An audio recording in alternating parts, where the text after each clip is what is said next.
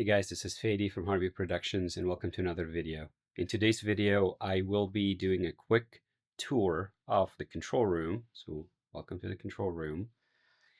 And then some of the upgrades that I've done, and specifically my interface, as I've just recently upgraded from the Galaxy 32 by analog to the Galaxy 64.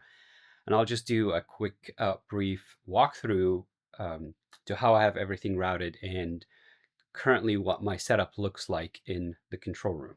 So I start on this side. So right there, this rack is where the new Galaxy interface is set up. And then on here, I have my analog summing, which is the dangerous music analog summing. And then I have Pultec EQ and some compressors at the bottom. And then this analog summing is connected DB25 to the Galaxy 16 channels of out going into the analog summing, and then T-channel coming back into the Galaxy. And then the second rack is really where most of my preamps are.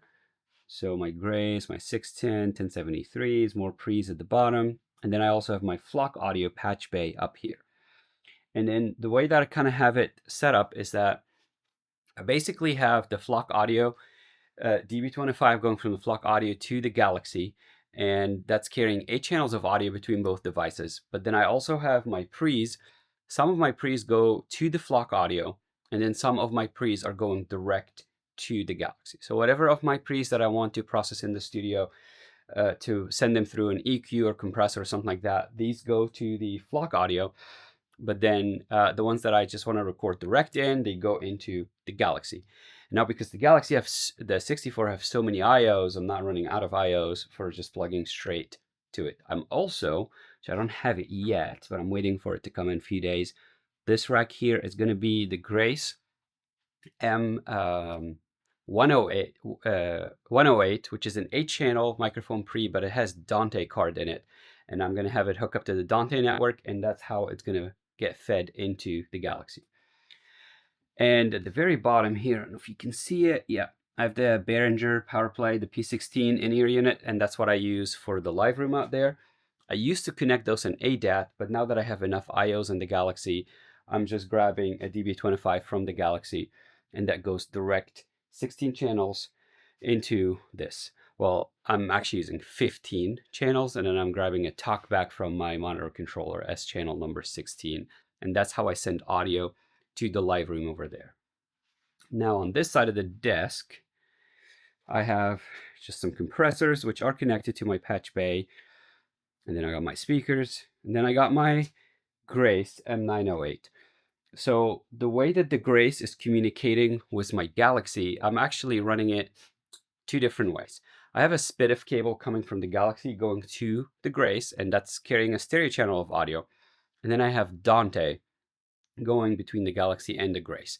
And that is feeding 32 channels of audio from the Galaxy to the Grace, which I know some might think it's a little too excessive.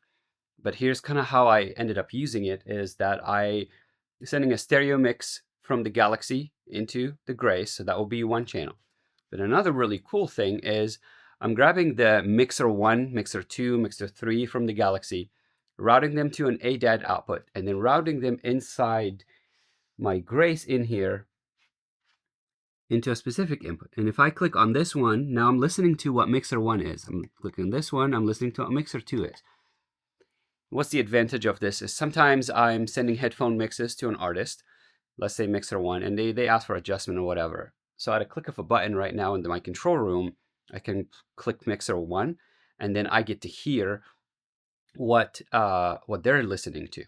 Also, I have one of these mixers that are dedicated where all my synth and analog gear in this unit, if I switch to that mixer, I get to hear all of it and I just play. So it's a plug and play.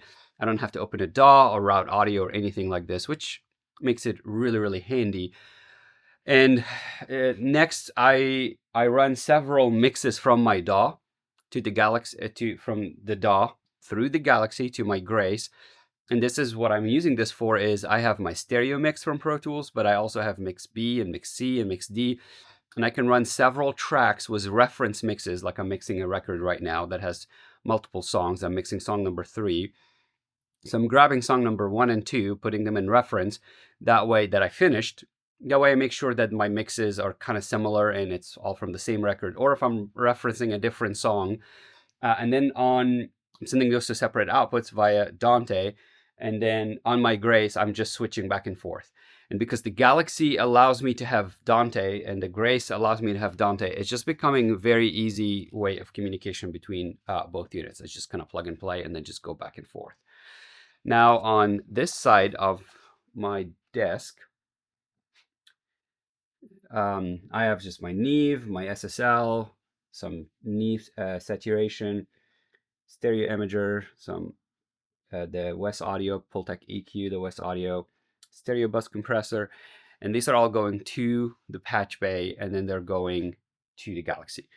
And because of the converters in the Galaxy, honestly, I ended up not using any digital, and I'm running all straight analog and having the Galaxy do the conversion. So for example, because of how much I love these converters. So this unit right here, the Super 8 by Heritage Audio, it's an 8-channel 1073, and it has an ADAT conversion on it, but I'm not using the conversion on it. I'm literally running straight DB215 into my Galaxy. Same for the Precision 8 has also conversion on it, but I'm not using the conversion on it, and I'm using the conversion on the Galaxy. And I'm doing this more because I love how the Galaxy conversion sounds much better. Same even for my Behringer P16. I used to run them ADAT, use the conversion on the power play, and now instead of doing this, I'm just going analog from the Galaxy to the power play, so let the Galaxy do the digital to analog conversion because of the better audio quality of that. So anyways, I hope this kind of gives you a quick recap of how my setup looks like in here. Biggest new upgrade is grabbing the Galaxy 64, giving me plenty of I/O in this room. In my live room, I have about 32 channels of analog coming in for microphone pre's and stuff like that. But then in this room, I have analog summing and I have analog hardware inserts for mixing and stuff like that. So I was really looking for an interface that gives me enough I/Os to work as a mixing engineer, to work as a mastering engineer, also to work as a recording engineer with lots of inputs and outputs. And I feel like the Galaxy 64 kind of served that purpose for me. And it gives me plenty of I/Os for my studio. I can just run with this for so long, and I don't think I'll ever have to worry about running out of I/Os at this point. I hope this video is helpful. If you have any question, put them in the comment below. If you need any help with routing or setting up your studio, send me an email and I'm happy to schedule a session with you to help this, as I do that for a lot of studios. Also, if you're interested in any of the analog products or the Galaxy or whatever, use my code is in the description below in the YouTube channel, and then that way you guys can get a 10% off on any of your purchase from their website. And I'll see you guys in the next video.